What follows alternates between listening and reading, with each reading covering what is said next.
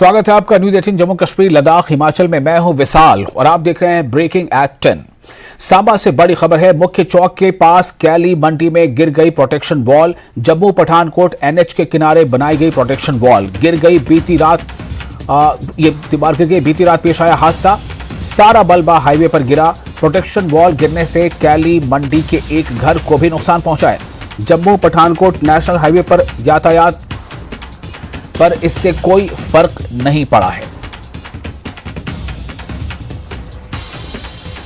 तो इस वक्त की अहम खबर आपको दे रहे हैं। खबर यह है सांबा से कि मुख्य चौक के पास कैली मंडी में गिर गई है प्रोटेक्शन वॉल।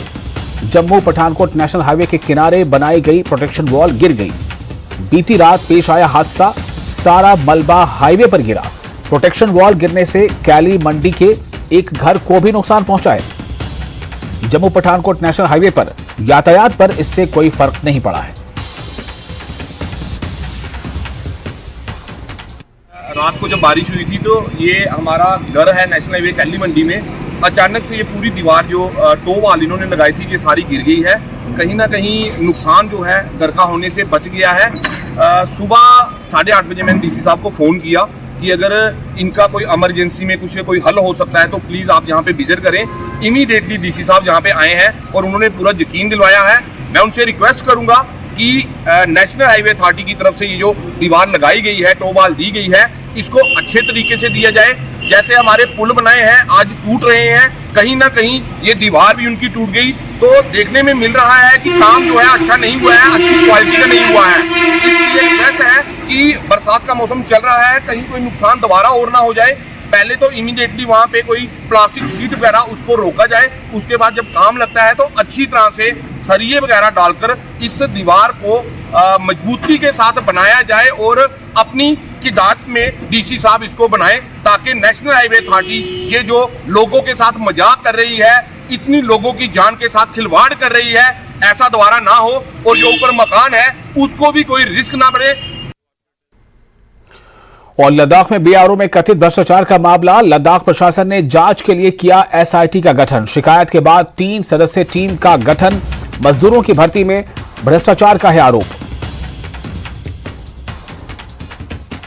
लद्दाख में बीआरओ यानी बॉर्डर रोड ऑर्गेनाइजेशन में कथित भ्रष्टाचार का मामला।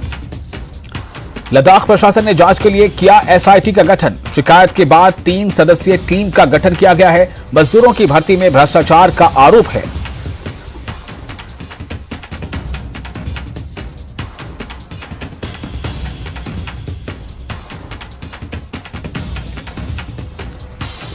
तो ये जो खबर है इससे ये साफ तौर से जाहिर होता है कि किस तरह से कितना ये संवेदनशील मामला है। चूंकि बॉर्डर रोड ऑर्गेनाइजेशन जो कि सरहद पर सड़कें बनाने का काम करती है, उस ऑर्गेनाइजेशन में भ्रष्टाचार का मामला सामने आ रहा है।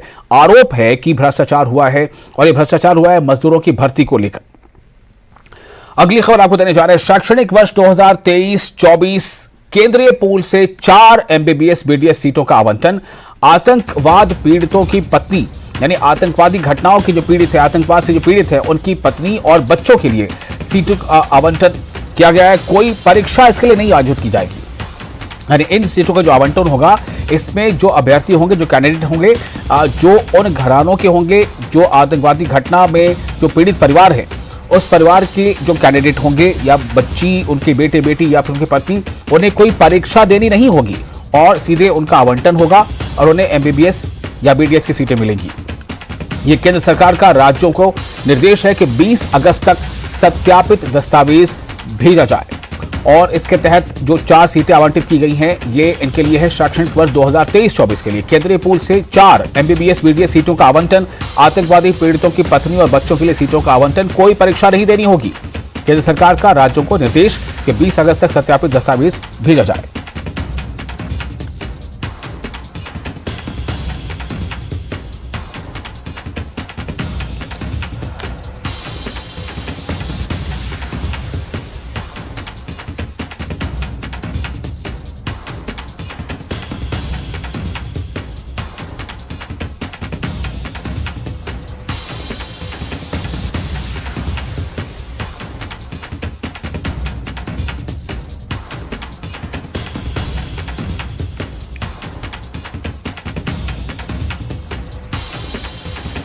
और खुर्रम हमारे साथ जुड़ चुके हैं ज्यादा जानकारी के साथ दिल्ली से हमारे संवाददाता। खुर्रम, ये जो पूल है एमबीबीएस और बीडीएस सीटों के लिए और जो 4 सीटों का आवंटन है, केंद्र सरकार का ये जो कदम है कि जो आतंकवाद पीड़ित या आतंकवाद घटनाओं से पीड़ित जो परिवार है उनके परिवार के लोगों के लिए ये 4 सीटों का आवंटन एमबीबीएस बीडीएस, इस खबर की थोड़ी तफसील बताएं क्या है और इसका सीधा इसका जो फायदा होगा वो किसे मिलेगा?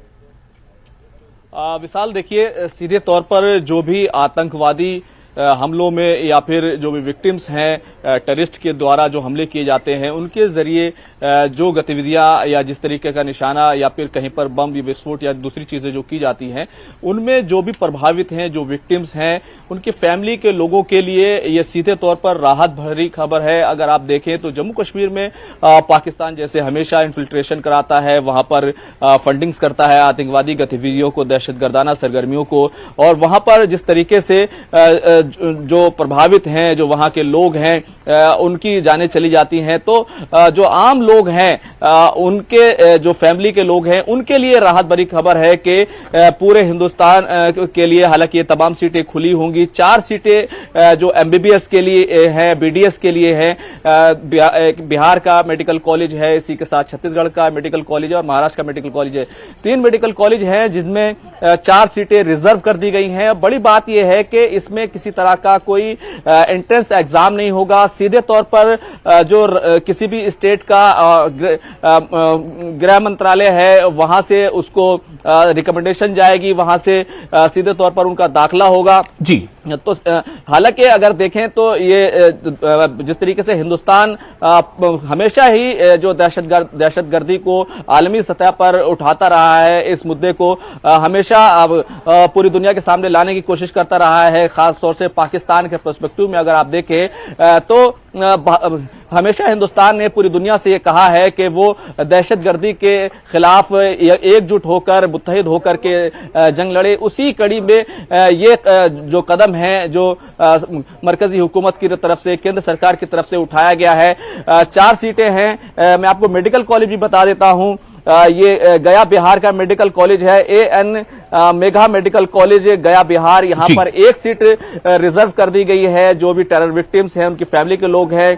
इसी तरीके से grant medical college Mumbai Maharashtra, वहां पर 1 सीट रिजर्व है। पीटीजेएमएम मेडिकल कॉलेज रायपुर छत्तीसगढ़ में 2 सीटें रिजर्व हैं। और इसमें अगर जिनको भी दाखिला मिलेगा, जिनको भी एडमिशन मिलेगा, वो जो राज्य का गृह मंत्रालय है उससे कहा गया है सरकार की तरफ से कि वो 20 तारीख तक जो भी नाम है वो सरकार को भेज दें। और इसमें प्रायोरिटी एरिया जो है, कैटेगरी है, उसको भी एक तरीके से सेट कर दिया गया है। अगर किसी भी विक्टिम के माँ बाप दोनों ही टेररिस्ट हमले में उनकी जान चली गई है तो उनको प्रायोरिटी दी जाएगी। उसके बाद सेकंड जो प्रायोरिटी है वो सीधे तौर पर यह है कि अगर किसी फैमिली का जो कमाने वाला था उसको उसकी जान चली गई है तो उसकी अहले खाना को, उसकी फैमिली के लोगों को, उसके बच्चों को प्रायोरिटी दी जाएगी। और तीसरा, अगर कोई डिसेबल्ड हो गया है परमानेंट तौर पर तो फिर उसको सीधे तौर पर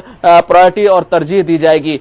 तो ये 4 सीटें रिजर्व कर दी गई हैं, पूरे हिंदुस्तान के लिए हैं। लेकिन क्योंकि अगर देखें कश्मीर में जिस तरीके से पाकिस्तान की तरफ से जो आतंकवादी गतिविधियों को, दहशतगर्दाना सरगर्मियों को जिस तरीके से हिमायत और सपोर्ट मिलता है, तो कश्मीर से के जो भी प्रभावित हैं, जो मुतासरीन हैं, वो भी वहां इन सीटों के लिए एलिजिबल होंगे। तो एक बड़ी राहत भरी खबर है और सरकार की तरफ से बड़ा फैसला लिया गया है जी। विशाल, खुरम, मैं थोड़ा सा सिर्फ इसमें ये जानना चाहूंगा कि क्या इसमें कोई फर्दर क्लैरिफिकेशन है? जैसे आपने एक बताया कि प्रायोरिटी होगी कि अगर किसी खानदान के माँ बाप, उस फैमिली के यानी कि जो हस्बैंड वाइफ है, माँ बाप दोनों आतंकवादी हमलों में उनकी जानें चली गई हैं तो उनके बच्चों को पहले प्रायोरिटी दी जाएगी। इसके साथ ही साथ ये आतंकवादी हमले की क्राइटेरिया क्या होगी?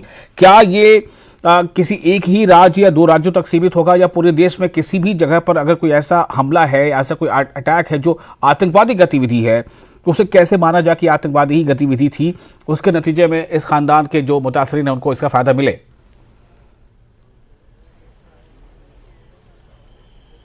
देखिए विशाल, जो भी आतंकवादी गतिविधि होती है, जैसे हमने मुंबई हमलों का आपको एक मिसाल के तौर पर, या फिर बहुत सारे टेररिस्ट अटैक हो जाते हैं और पुलिस की तरफ से, वहां की जो सरकार की तरफ से उनको आतंकवादी गतिविधियों के तहत रखा जाता है, उसके खिलाफ एफआईआर दर्ज की जाती है। बहुत सारे लोगों को उस तरह की जो गतिविधियां अंजाम देते हैं या फिर दूसरे मुल्क अगर उसमें शामिल होते हैं तो उनको रेखांकित किया जाता है, उनको एक तरीके से उनके खिलाफ एफआईआर होती है। तो सरकार की तरफ से, क्योंकि जो गृह मंत्रालय होगा, जो होम मिनिस्ट्री होगी, जो स्टेट होम मिनिस्ट्री होगी, उसी को ही रिकमेंड करना है। यही वजह है कि जो मरकजी हुकूमत है उसने 20 अगस्त तक तमाम स्टेट से कहा है कि वो अपने तौर से जो नाम है, जो रिकमेंडेशन है वो भेज दे, क्योंकि इसमें कोई इंटरेस्ट टेस्ट नहीं होना है। और जिस तरीके से मैंने आपको पहले भी बताया कि अगर दोनों ही, यानी माँ बाप दोनों ही की मौत हो गई है किसी तरह के टेररिस्ट हमले में, कश्मीर में आए दिन हम देखते हैं कि टेररिस्ट वहां पर हमले करते हैं, या फिर अलग अलग राज्यों में भी इस तरह के हमले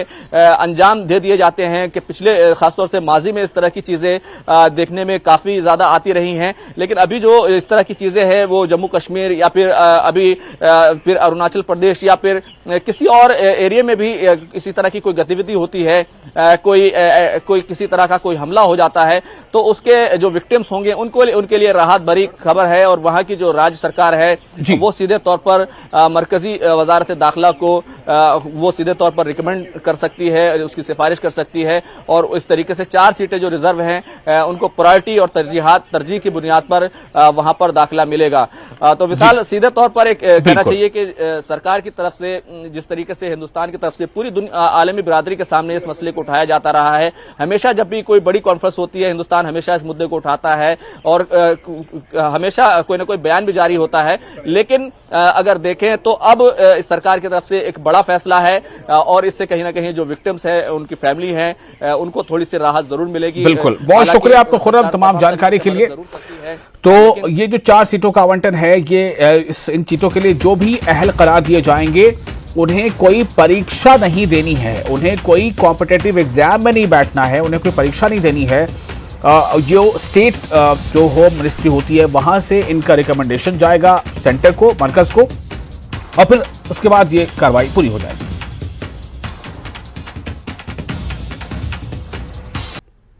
ब्रेक के बाद एक बार फिर आपका स्वागत है न्यूज़ 18 JK पर। आप देख रहे हैं ब्रेकिंग एट 10, मैं हूं विशाल।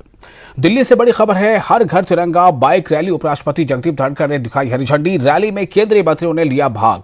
जी किशन रेड्डी, अनुराग ठाकुर और शोभा करंदराजे ने लिया हिस्सा। 13 से 15 अगस्त तक पूरे देश में हर घर तिरंगा अभियान। इस वक्त की बड़ी खबर आपको दे रहे हैं, ये आप तस्वीरें देख रहे हैं, खबर दिल्ली से ये अहम खबर है। हर घर तिरंगा बाइक रैली, उपराष्ट्रपति जगदीप धनखड़ ने दिखाई हरी झंडी। उपराष्ट्रपति जगदीप धनखड़ ने दिखाई हरी झंडी। रैली में केंद्रीय मंत्रियों ने भाग लिया। इसमें जी किशन रेड्डी शामिल हैं, अनुराग ठाकुर शामिल हैं और शोभा करंदराजे भी शामिल हैं। 13 से 15 अगस्त तक पूरे देश में हर घर तिरंगा अभियान चलेगा।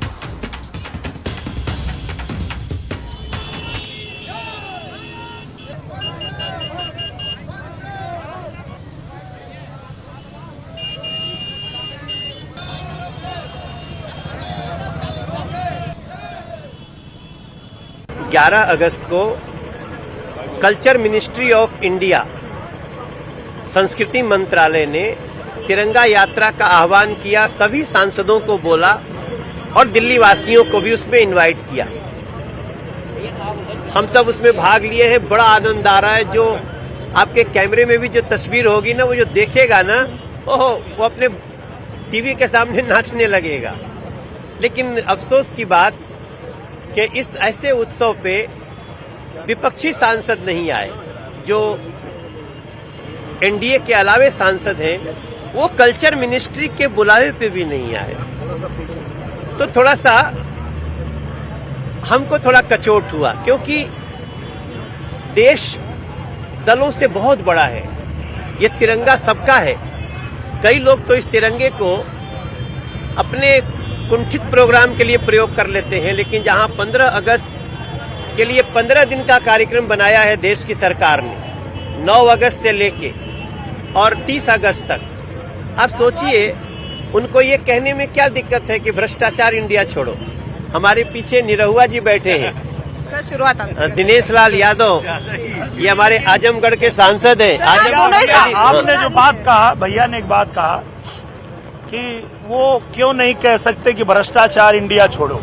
भैया वो इसलिए नहीं कह सकते कि भ्रष्टाचार, तुष्टीकरण, परिवारवाद, यही तो उनके कार का पेट्रोल है। अगर यही मिटाएंगे तो फिर क्या वो रिक्शा चलाएंगे? सर मैं चाहूंगी 2 गीत अगर गुनगुना दे साथ। ये तिरंगा प्यारा गगन में लहराए, हवा में फहराए, ये भारत माँ की शान है, इसके साये में समाया हिंदुस्तान है। आजादी के अमृत महोत्सव की बाइक रैली देखने को मिल रही है, लेकिन ऐसे में आमंत्रण गया था, विपक्ष नहीं आया। हाँ तो आएगा भी नहीं ना। उनको न तिरंगा से मतलब है, न उनको शहादत देने वाले शहीदों से मतलब है, न उन पुरखों से उन महापुरुषों से मतलब है जिनकी अगुवाई में देश आजाद हुआ था। उनको तो सिर्फ राजनीति से मतलब है, उनको तो सिर्फ भूख है सत्ता का। वो सत्ता मिलने वाला नहीं है, नहीं मिलने वाला है, क्योंकि आजादी के बाद सत्ता मिला था इन्हीं कांग्रेस पार्टी के लोगों को, मगर क्या कर दिया, कहां ले गया देश को, कितनी बेरोजगारी बढ़ा दी, कितना भ्रष्टाचार बढ़ा दिया, कितना अमन शांति खत्म करने का काम किया, न जाने कितनी अव्यवस्था फैलाने का काम किया। तो संयोग है कि भारत मां के एक संतान जो गरीब का बेटा है, मोदी जी के रूप में देश की जनता ने मैंडेट दिया और पिछले 14 से लेके 23 तक उनके नेतृत्व में काम कर रही है सरकार, मजबूती के साथ काम कर रही है, जहां देश को मजबूत किया है।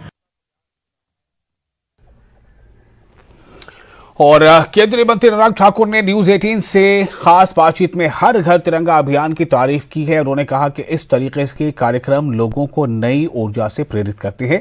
इस अभियान में भारतीय एकजुट होकर तिरंगा लहराएं और प्रण लें कि उन्होंने इस तरह के अभियान को लेकर राजनीति करने वालों पर भी निशाना साधा और अपील की कि ज्यादा से ज्यादा लोग तिरंगा और देश की आजादी के अमृत महोत्सव को ऐसे बनाएं ताकि दुनिया भर में इसकी गूंज उठे। इस वक्त हमारे साथ केंद्रीय मंत्री अनुराग ठाकुर जी मौजूद हैं। सर, जिस तरीके से हर घर तिरंगा महोत्सव के तहत आज बाइक रैली निकाली जा रही है और 13 से लेकर 15 तक ये अभियान चलाया जाएगा, कैसे देख रहे हैं इस पूरी महारैली को? इससे पहले 2 साल पहले भी इस तरीके के प्रोग्राम कार्यक्रम लगातार होते आए। आजादी का अमृत महोत्सव पिछले लगभग 2 वर्षों में पूरे देश में लाखों कार्यक्रम करके एक नई ऊर्जा भरी है और इसमें स्पष्ट तौर पर दिखता है कि लोगों के मन में देश के प्रति जो प्यार है, ये एक अवसर है इस पूरे हफ्ते भर में हर घर तिरंगा लहरा दो, हर बिल्डिंग पर तिरंगा लहरा दो, हर मोबाइल फोन पर तिरंगे की अपनी डीपी लगा दो। ये अवसर है 140 करोड़ भारतीयों को दुनिया भर में संदेश देने का कि भारत आजादी के 75 साल में प्रण ले रहा है कि अमृत काल में हम ये तय करेंगे कि अगले 25 सालों में भारत को विकसित भारत बनाएंगे, भारत को दुनिया की पहली 3 अर्थव्यवस्थाओं में लाकर खड़ा करेंगे और सारे भारतीय एकजुट होकर हर घर तिरंगा लहराएंगे। सर, सारे सांसद, तमाम मंत्री इसमें भाग ले रहे हैं, क्या विपक्ष को भी इसका पार्ट बनाया गया, क्या उनको भी आमंत्रित किया गया? तिरंगा 140 करोड़ भारतीयों को एकजुट करने की ताकत रखता है। ये चंद गज का कपड़ा नहीं, इसकी वो ताकत है कि 140 करोड़ भारतीयों को इकट्ठा करता है। लेकिन कुछ राजनीति से प्रेरित लोग अगर इससे दूर रहना चाहते हो तो उस पर कोई कुछ नहीं कर सकता। मैं इतना ही कहूंगा कि आइए हर घर तिरंगा लहरा दें, हर मन तिरंगा लहरा दें, हर फोन की डीपी पर तिरंगा लगा दें, हर फेसबुक से लेकर हर सोशल मीडिया की पोस्ट पर तिरंगा तिरंगा और तिरंगा, क्योंकि दुनिया में दिख जाए ये तिरंगा वो है जिसने ऑपरेशन गंगा के तहत यूक्रेन से 23,000 से ज्यादा छात्र छात्राओं को सुरक्षित घर लेकर आए। ये तिरंगा वो है जिसकी ताकत दुनिया ने यूक्रेन में देखी, जब दुनिया के अन्य देशों के लोग भी तिरंगा हाथ में पकड़कर वहां से सुरक्षित युद्ध की भूमि से बाहर निकले। बहुत बहुत शुक्रिया हमसे बात करने के लिए। तो आप केंद्रीय मंत्री अनुराग ठाकुर को सुन रहे हैं, जो साफ तौर पर बता रहे हैं कि किस तरीके से जो है तमाम कार्यक्रम जो है वो रखे गए हैं और इस पर राजनीति नहीं होनी चाहिए। कैमरामैन योगेंद्र के साथ फराह खान, न्यूज़ 18 दिल्ली।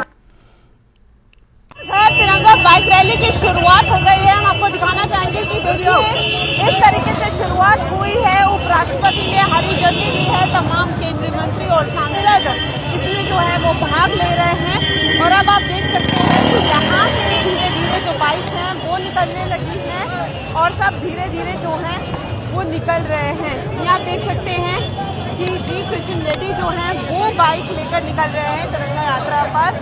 और ये देखिए कि यहाँ धीरे धीरे मंत्रियों ने जो है वो निकलना शुरू कर दिया है। ठीक अगर पीछे अगर नजर जाएगी तो तमाम मंत्री और सांसद जो हैं वो निकलना शुरू कर चुके हैं। देखिए केंद्रीय मंत्री वीके सिंह जो हैं वो बाइक चला रहे हैं।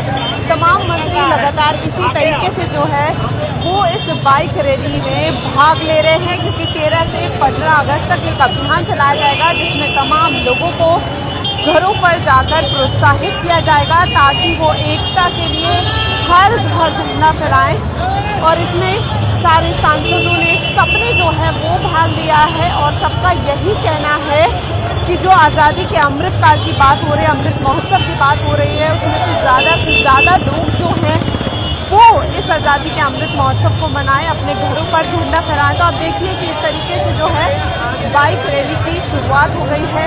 तमाम लोग जो हैं, क्योंकि तमाम लोगों का भी इसमें समर्थन है, हर कोई जो है वो साथ में निकल रहा है। लोगों में उसी तरीके का उत्साह देखने को मिल रहा है।